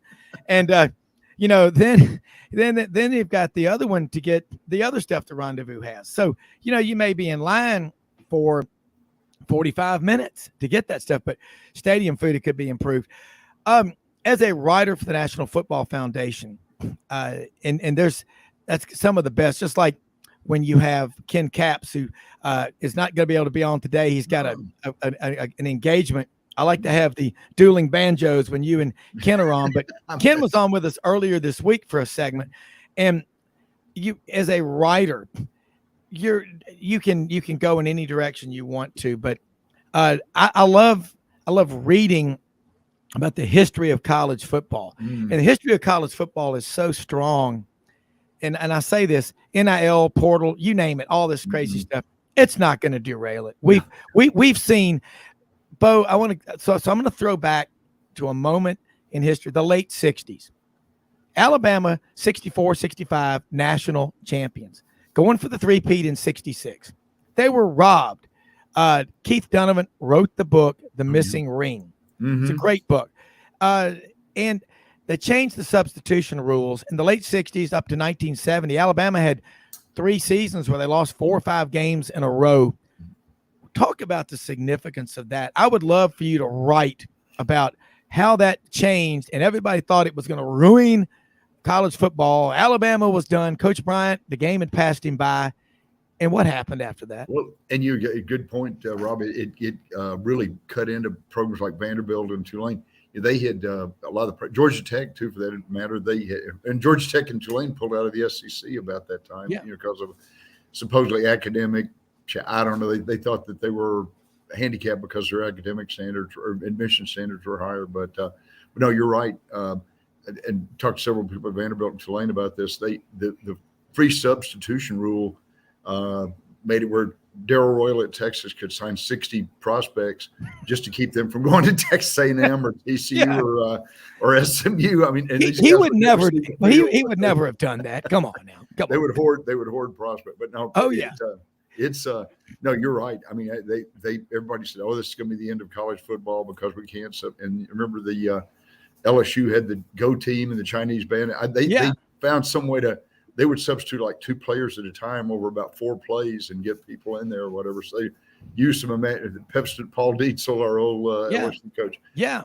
But like I said, people found a way to get around it, and then the free substitution thing just really changed the whole face of college football. Right about the time the wishbone came in too, instantly. So it really you didn't see many passing plays from about 1969 to about 74, 75 in there. Yeah. Well, Emory Ballard came up with the wishbone, correct? High school coach in Texas, and taught it to Darrell Royal, who taught it to Coach Bryant in the offseason of 71. And 71 was that first year because Alabama had gone 6-5 in 1970 with Scott Hunter as quarterback. 71, they go out to play September 10th or 17th of 1971 in Los Angeles. And in the pregame warmups at the Coliseum there, Alabama's running their old offense. They come out the opening drive in the wishbone, and the Southern Cal guys are like, what in the wide world of sports is going on here, boys?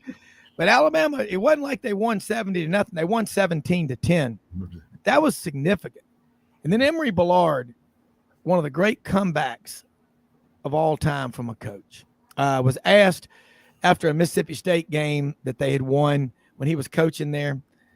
Football is a game played by football players. Now, you can think really deep about that, but you know what he's talking about. It's like you got to have that mentality and that persona and all. I want to ask you about the state of college football in Texas. The TCU, they got to the national championship game, but in perspective, Zach Evans, who ended up at Ole Miss, but he signed out of Houston North Shore with TCU. That was the first ever 5-star in school history. When they played Georgia, they had 23 5-stars. I don't think TCU had any on the roster, but they got there. Did you think it was going to – I thought it was going to take a full 60. Hell, my pick was Georgia 34, TCU 29. That game was over in the first quarter, but Sonny Dykes isn't going anywhere. He'll figure something out. He'll get better players, won't he? He will. And, before the transfer portal, when he was at SMU, the second year he was there, Rob, they had 45 kids that went in and sat out 1 year. So, I mean, he's the coach whisperer, like you were saying. He can talk them into you sitting out of your – and I just saw yesterday, Rob, incidentally, the NCAA said now if you transfer twice under the portal, you're going to sit out a year at the second school unless you have like a family, your mother has cancer or something like that. So, but I know you're about to go to a break. No, we're good. No, that was just something came in. Dave Cody again was saying, Alabama debuted the wishbone in the opener versus Southern Cal, like we were talking, and caught everybody by surprise. But in the 70s, Alabama still, I think to this day, it was the most successful decade Mm-hmm. ever. 3 national championships, 8 out of 9 years, 71 to 79, they won the SEC. And that was powerful. And of course, 76, Georgia won the SEC. 77, Fran Kersey and Kentucky did, but they were on probation. And Alabama, again, was robbed of a national championship when they played Ohio State and beat them 35 or 38 to 7. So TCU, a lot of money out there. The Tandy 100. Do they still have that group there? That's the Radio Shack people. Okay. Amazing. Tandy 1. I remember them because when Pat Sullivan was there in 94, LSU tried to get him away. They couldn't do it. And they brought in Jerry DiNardo, hot off the heels of a 65-0 loss when he was the Vanderbilt coach to Tennessee. That was a beatdown. But now looking at TCU where they are, that I don't think they're going anywhere. The Big 12, I thought, was probably the second best conference, top to bottom. Yeah. But you could say that about the Big 12 with 5, 10+ win teams in there, and UCLA with 9. But golly, Southern Cal lost twice to Utah, lost to Tulane. Tulane beat them. So what is this telling you about college football right now, besides trying to keep up with the roster and the depth chart on your favorite team is like herding confetti in a windstorm? You're right. And Rob, I totally agree with your premise too.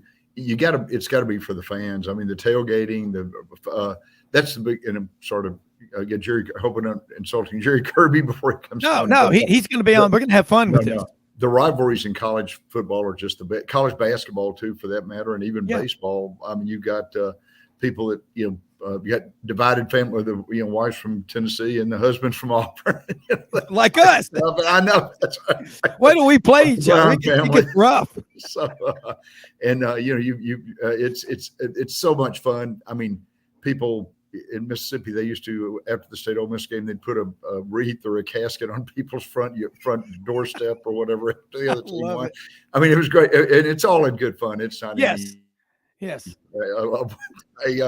A banker friend of mine one time, and I'm sorry to digress, banker friend of mine one time went to the bank of the lobby of a bank in Tupelo that a guy it wasn't Jack Crystal, an Ole Miss guy was president, and he set a rebel flag on fire after Ole Miss beat Mississippi State. So here's what I think about the games. Yeah. I mean, look, that's what's so much fun about this stuff. Feel free to roam about the cabin freely. The unfasten your seatbelt sign is on. You can regress. You can go back. When you are on here, you have artist license, to embellish or what have you. But the cool thing is your stories are all true. And John and Jack Turner are listening right now. And I think about this, how cool it is when you look at history. And I think about the 70s and again, the changes in the substitution rules, what we did, what is considered, the modern era of college football. The 40s were rough. Mm-hmm. I mean, places like Auburn, they didn't even play Georgia in 43. So many people were off in World War II. And the league in 1951, Tennessee won the national championship. And with this national title that Georgia just won, that's 20 since 1970. And the Big Ten's at 2.5. And yet the minders for the Big Ten can be found on the TV sets of every college football broadcast every chance they get. They're going to tell you how, with the aid of the referees and some NCAA policies, the Big Ten will conquer communism and the free world. Sound like Sergeant Hartman from Full Metal Jacket. I got your name. I got your number. It will not survive until you follow the Big Ten narrative. Are we clear there, fat boy? So that's where we're going. And I think the SEC just made another powerful statement. More with Bo Carter, Rob Browne, Friday Blitz after this.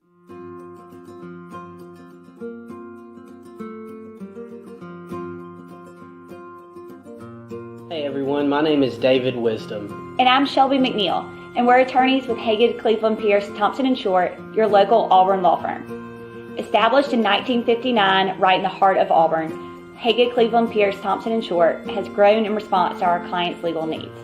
We're a full-service law firm focusing on the legal issues our clients face. We take pride in providing our clients with exceptional legal services, ongoing communication, and skilled representation. If you have any questions about our services, please give us a call or visit our website today.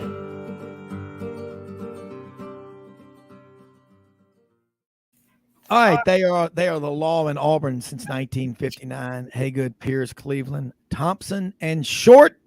Everybody at some point in their life is going to need an attorney. They've got 9 of the best, plus a great support staff. Whether you live in Auburn or anywhere, if you're looking to move there, to retire there, they can do your closings. They can do it all. Check them out on our website. Bo Carter. Now, Georgia on top of the world. And we loved, as our friend Buddy Martin, GatorbaitMedia.com, said with Kevin Skarbinski on the Saturday Roundtable last week, you know, Paul Feinbaum, he's like our pinata. We love to beat up on him and all, but we love him. You know, he's fun. Some of these callers that are calling in, again, over at Bryce in Tuscaloosa, I think phone privileges are available 2 p.m. to 6 p.m. Central every day. And Nurse Ratchet sometimes doesn't get the meds out in time when those people are on there. Jim from Tuscaloosa comes to mind. Wow. I tell you what, man, but it's fun.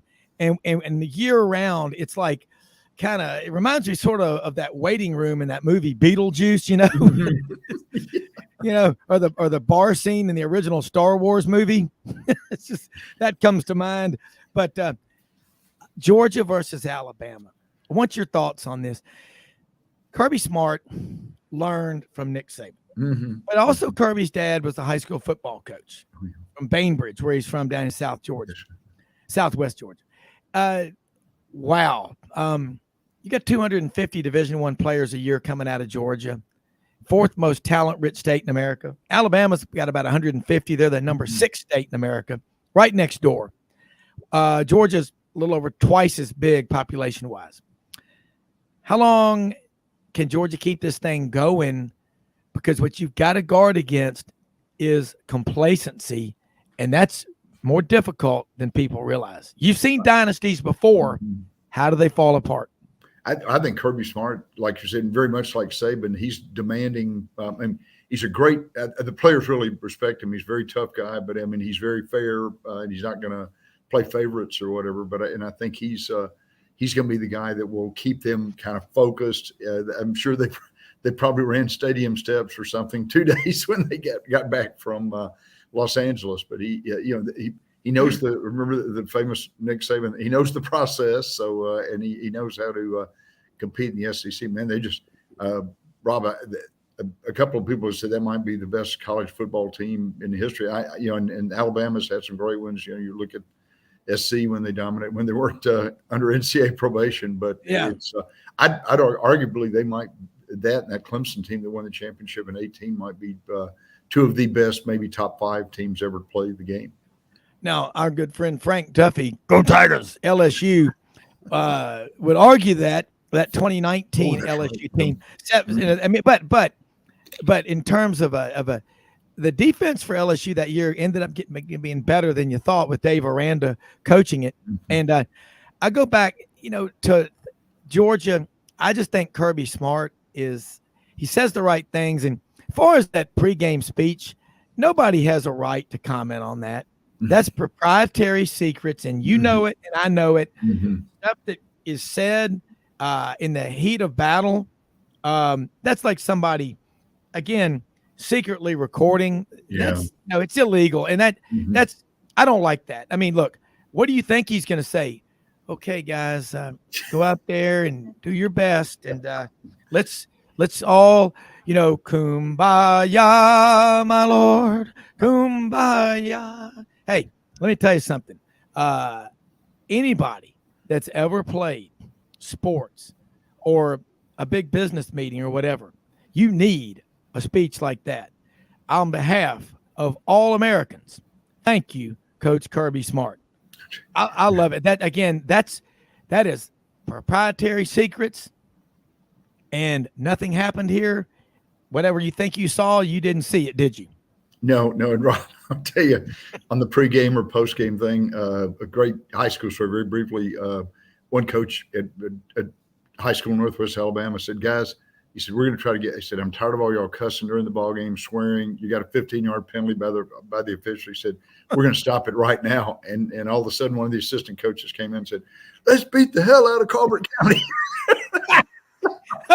Everybody broke up the whole post-game and pre-game routine there. I love it.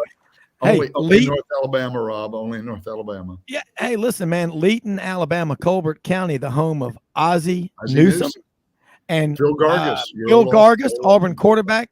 That 1974 Auburn team. Friend of mine Dad said, Flanagan.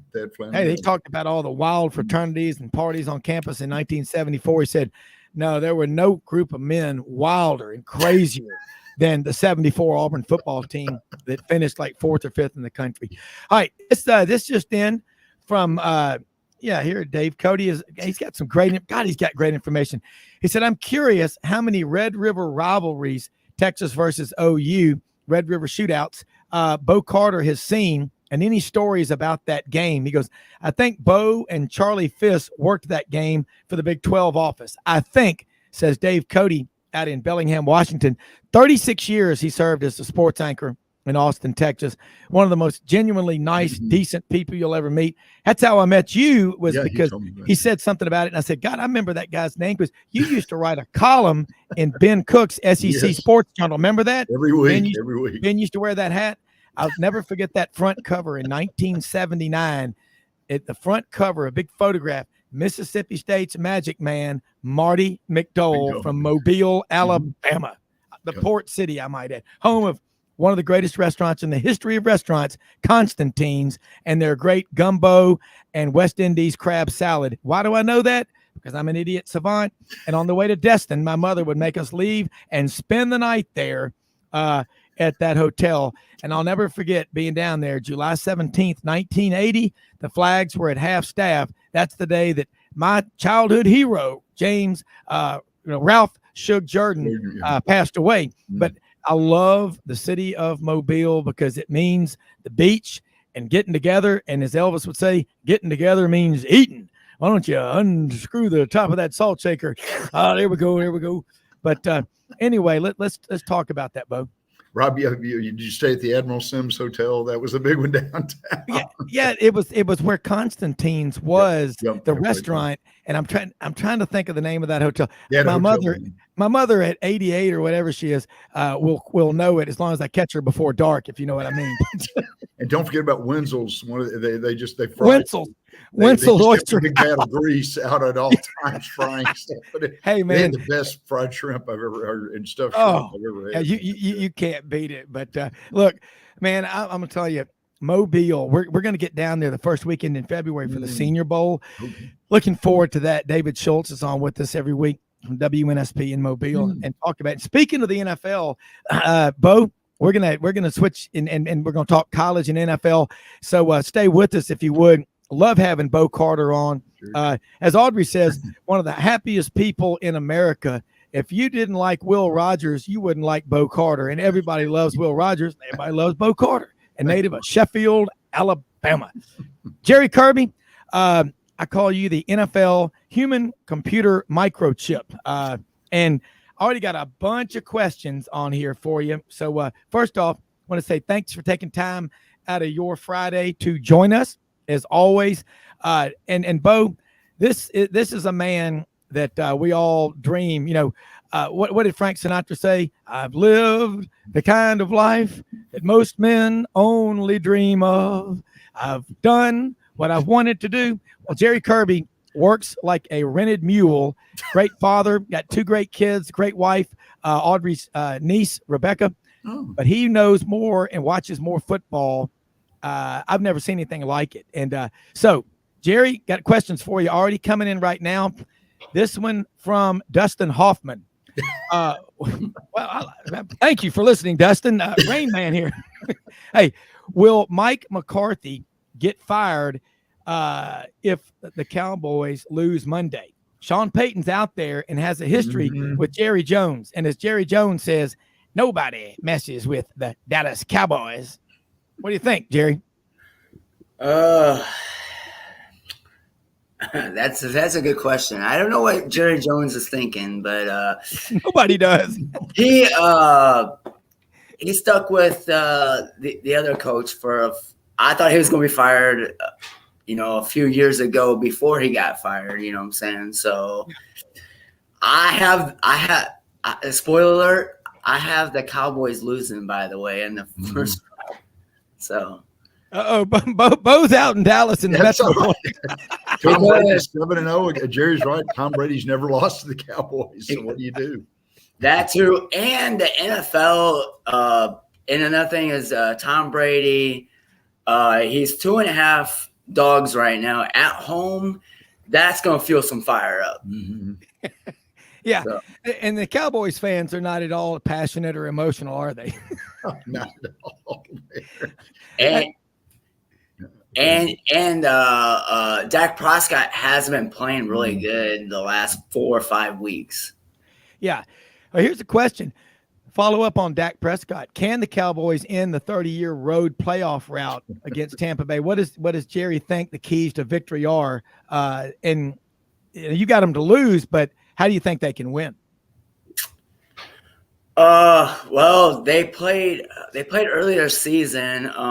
Like I said, I watched the film this morning, and I mean, you can't get really anything out of it because Dallas Cowboys was missing a lot of receivers. They only had CeeDee Lamb playing and Dalton Schultz, and there was only one touchdown scored in the game, and that was by Mike Evans.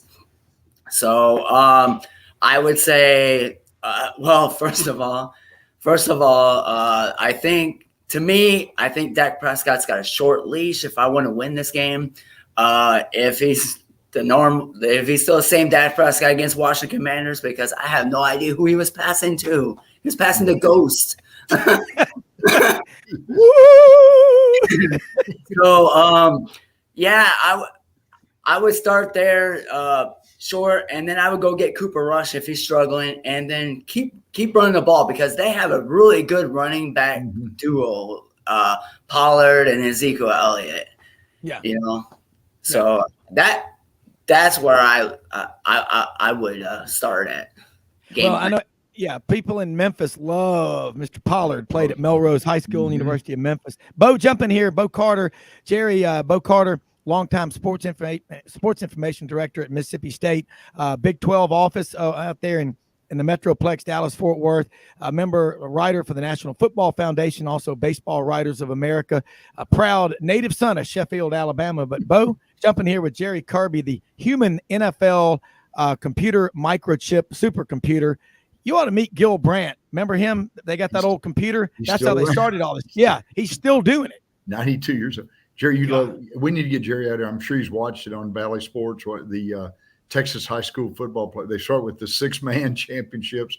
You go for about 4 days, and then they won't go to a Class 7A. They've got like 5A Division I, 6A Division I and II or whatever. But Jerry, you would just absolutely go crazy out here. And all the games are played at AT&T Stadium. They'll have like 45,000 at some of the games. So it's a little diversion there, but probably better than what the Cowboys have been playing. But it's I agree with Jerry. If they don't really step it up, I thought, there's some talk, and Jerry, you probably heard this, that they're going to bench most of the regulars for that Washington game because they had to win and Philadelphia had to lose, and Jalen Hurts came back for Philly. So they knew that probably wasn't going to happen. But boy, they really Prescott threw into double coverage about 25 times, 14 out of 38, man. I got to get it done in the NFL. Jerry, I mean, those numbers, 14 out of 38 throwing in the double coverage. Who does that and wins? No, nobody really. I haven't seen anybody have that kind of stats and win games. I mean, another guy that I see does the same thing as Lamar Jackson when he plays the Bengals. Bengals are doing a cover 3. He was throwing a double coverage, get picked all the time.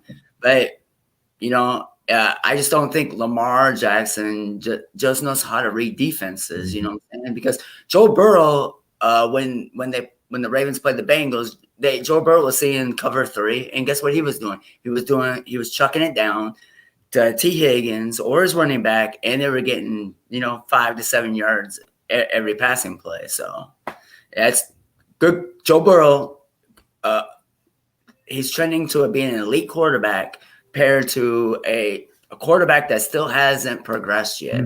Mm-hmm. Yeah. All right, here's another question that just came in here. Wow. From Roger Daltrey, lead singer of the Who. Roger Daltrey from Manchester, England, says, follow up, can Joe Burrow lead the Bengals back to the Super Bowl? And ask Jerry to pick an upset this weekend.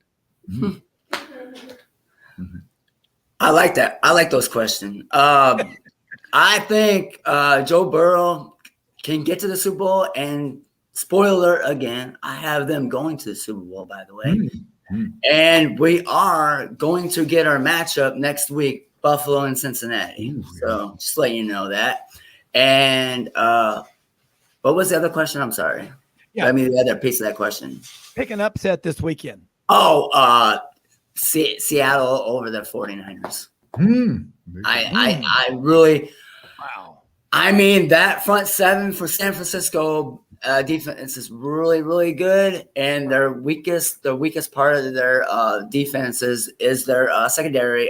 Stenham tore them up, carved them up when the Raiders played them. So, but yeah, I mean, and I think this is a kind of a Pete Carroll kind of game he can win.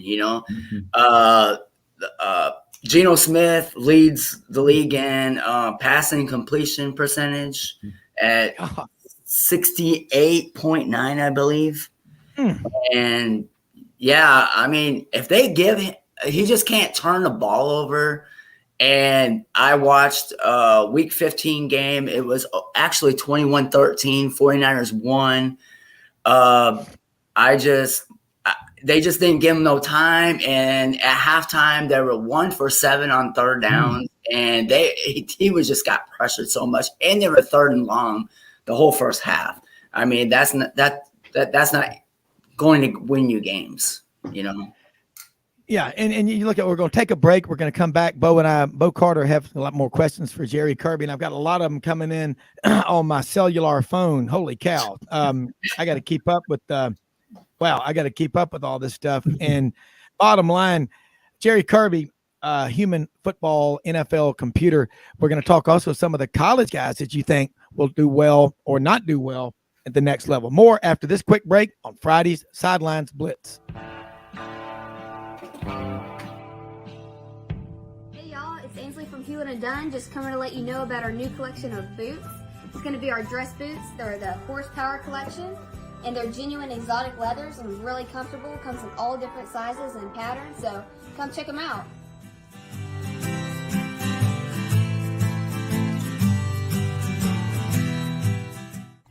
Red River Ford and Toyota, located in Wynne, Arkansas.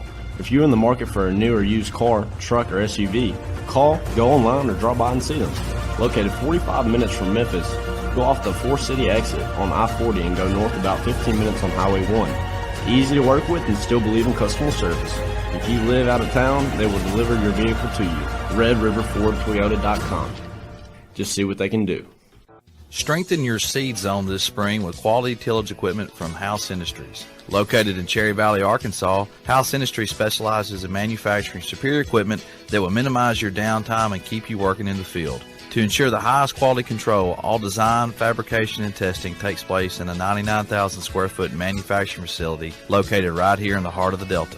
Locate your nearest House equipment dealer online at houseindustriesinc.com. House Industries, breaking ground. Sidelines with Rob Browne. Talk sporty to me.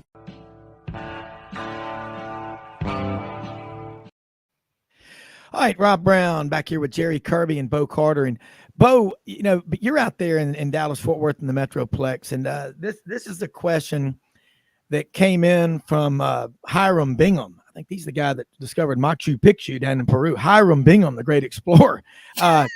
Wow, these names are great.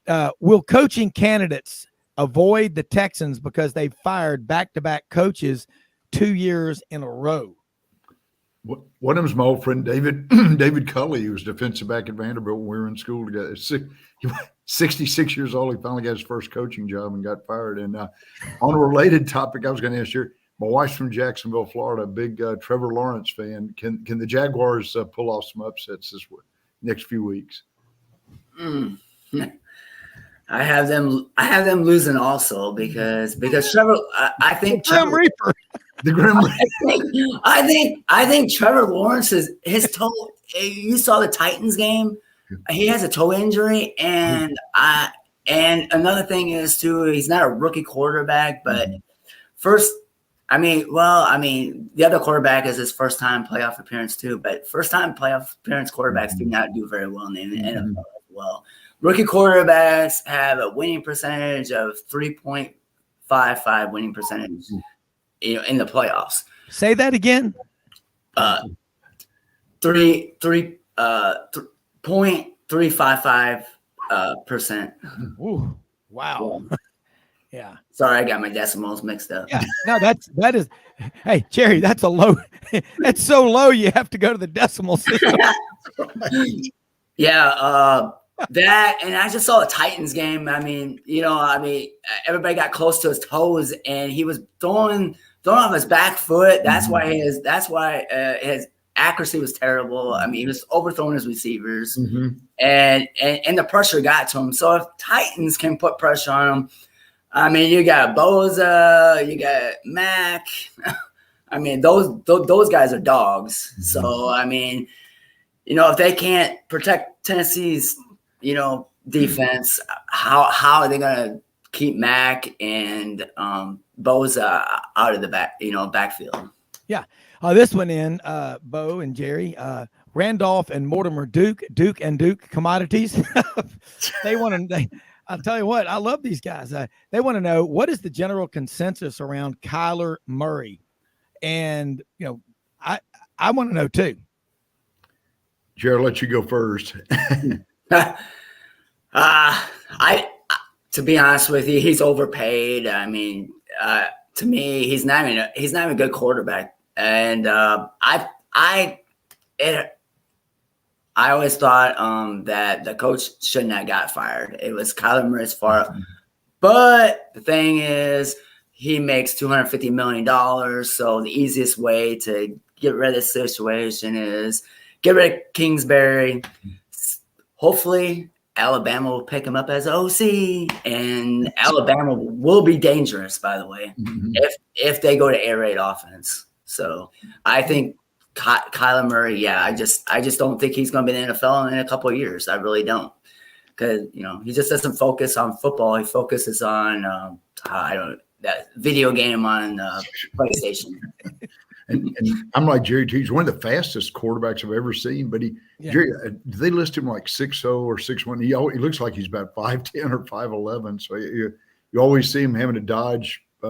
He's quick as far as like his movements in the pocket or whatever. But he always seems like he gets a lot of balls batted down. And really, Rob, this happened with the late great Pat Sullivan. He's just a little bit too short to play quarterback in the NFL. Yeah.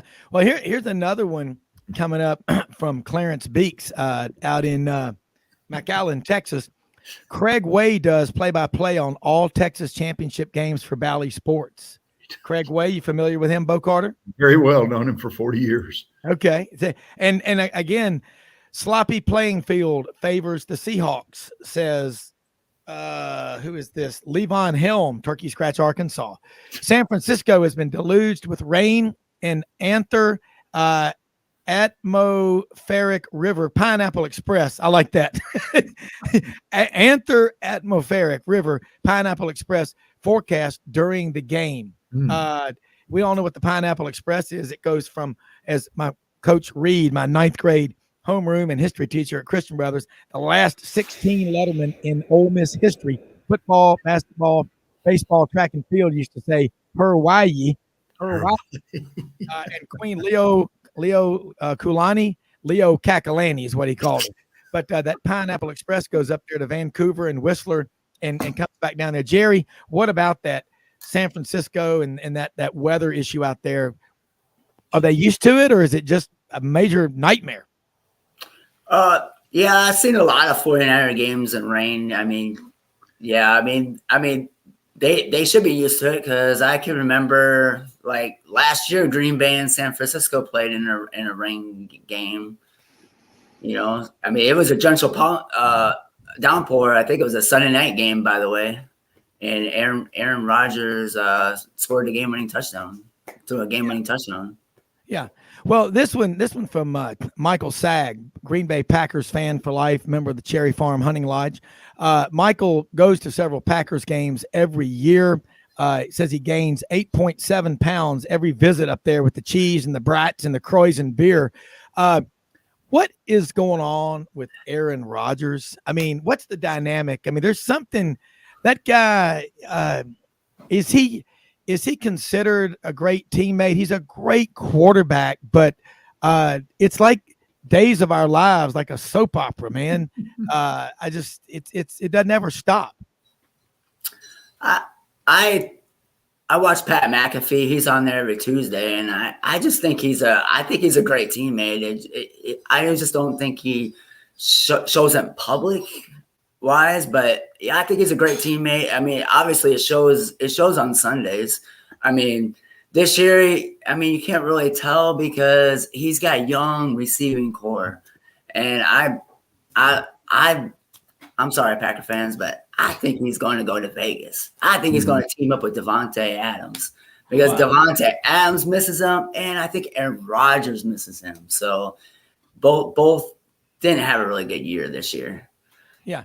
Yeah, and then the Packers, I mean, Bo, that's you talk about these rivalries, the college rivalries, and the atmospheres, though. The atmosphere for the Green Bay Packers there in Lambeau Field is very collegial. Wouldn't you agree? The frozen tundra, of course, and yeah, yep. Those fans, and Jerry probably knows this too, those fans get oiled up about 2 days before the ball. I think aren't there like 40 brew houses within 10 miles of Green Bay Stadium? But no, you're right. I mean, they follow it. It's it's publicly owned football team. They have people that are stockholders in the Green Bay Packers, and they really get into it. I mean, it's just they've had the Lombardi all the way going back to Curly Lambeau, the namesake of Lambeau Fields. I mean, they've it's a lot like Alabama and Rob. They've won consistently for so many years that they've got 4 or 5 generations of fans that just have been to every Packer home game. Yeah, and this just came in from the ghost of Walter Cronkite, and that's the way it is. Aaron Rodgers didn't get the Jeopardy hosting gig, and he hasn't been the same since. Jerry, that's something to think about. Yeah. I mean, wah. Like I used to live in Wisconsin, my childhood, and yes, the Packer fans are just crazy. So yeah, I got to see Brett Favre play, and so yeah, I mean, I think those were the best Packer moments that I had, watching Brett Favre gunsling it, and went to the Super Bowl and won. So yeah.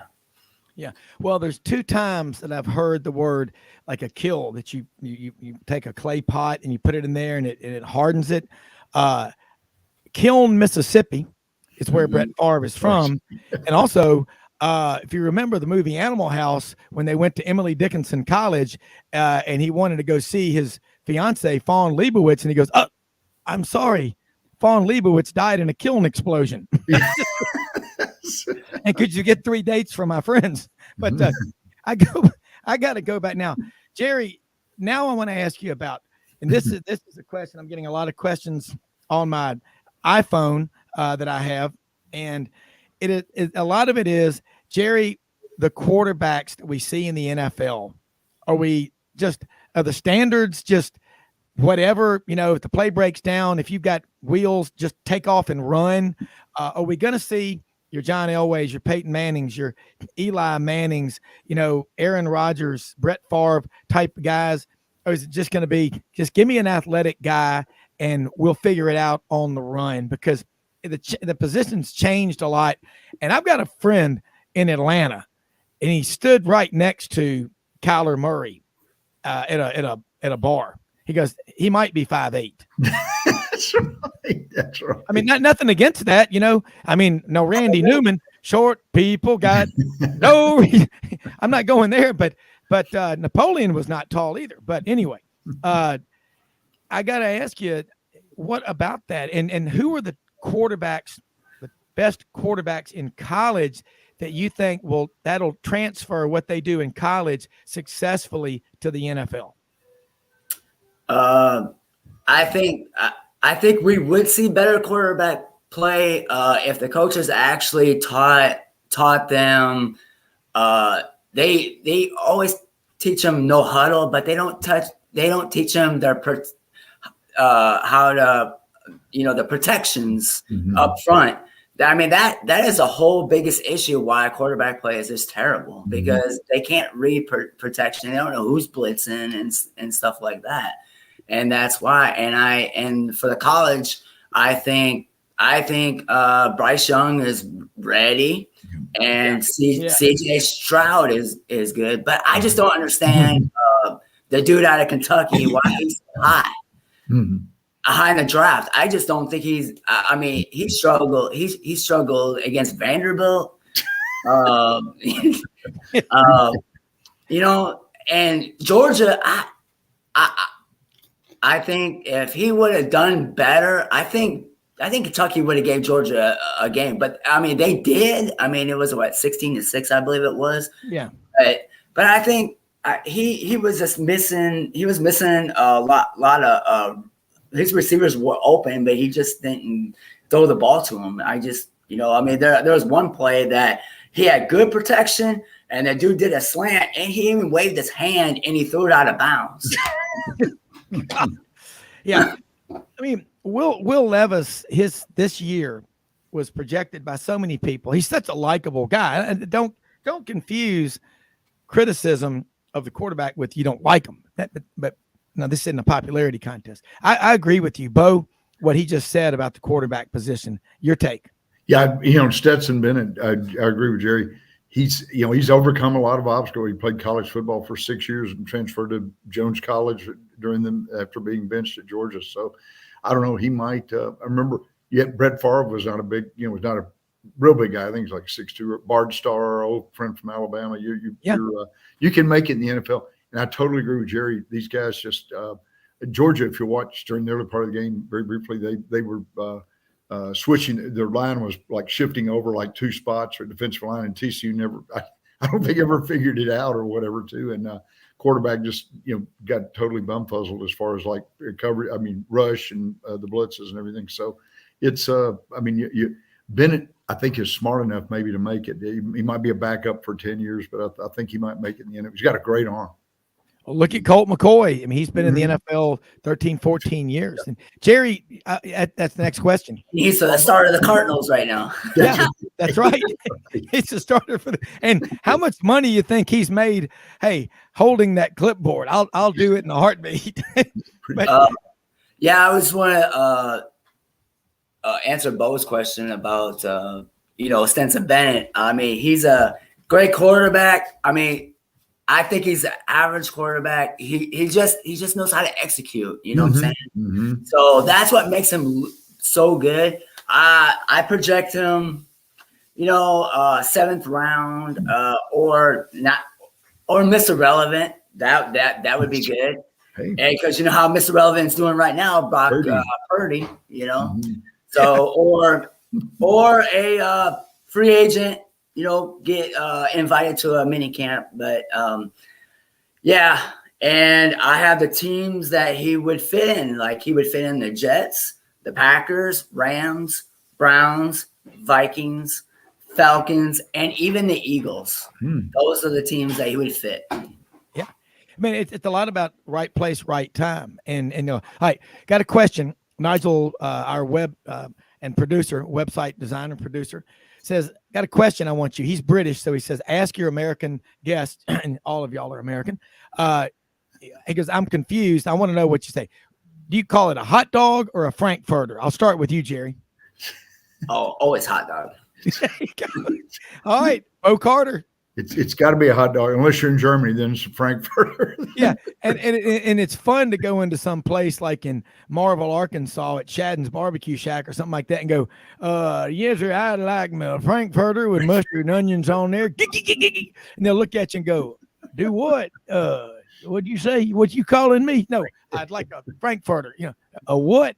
A hot dog. Oh, sure. It's like Pronto Pup or corn dog. But I'll tell you what, it's a cool discussion. And I want to say real quick before we go, most often we see the face of Christ in the least among us, and we don't give to get, give to give. We live in the greatest country in the history of the world. Folks, this weekend, Jerry, Bo, everybody listening, if we can come close in these NFL playoffs, Jerry, to what we had last year, especially those back-to-back weekends, I saw the numbers. In 2022, 187 million people watched NFL football. Average viewership per game, 16.7 million. 43 million watched Thanksgiving Day when the Cowboys and the Giants played. Jerry, what do you think? We got about a minute left. I think it's shaping up to it. I think the only run away games are if Teddy Bridgewater doesn't play for the Dolphins. I think Buffalo is it's going to be an unwatchable game. And I think the Bengals game is going to be a blowout too because Lamar Jackson's not going to play. So I think at all them first round games, I think Cincinnati has the easiest game of the week because they're in their 3 seed. And next week we could see the Chargers and Chiefs and Bengals and Bills. That is going to be some good AFC football next week. Yeah. And Bo, you got to love it. Closing thoughts, Bo Carter. Yeah, I'm like Jerry. These matchups are tremendous. Cowboys trying to break that 30-year losing streak on the road, and they're making the Tampa Bay's going to wear the Jinx blue home jerseys on top of everything else. So a lot of factors going against them. But it really, I can't wait for the weekend. It's going to be a great one. Hey, thanks, everybody. Great show, as always. We'll be back tomorrow. Sidelines. Have a great one, everybody. God bless America. We are out of here. Boom.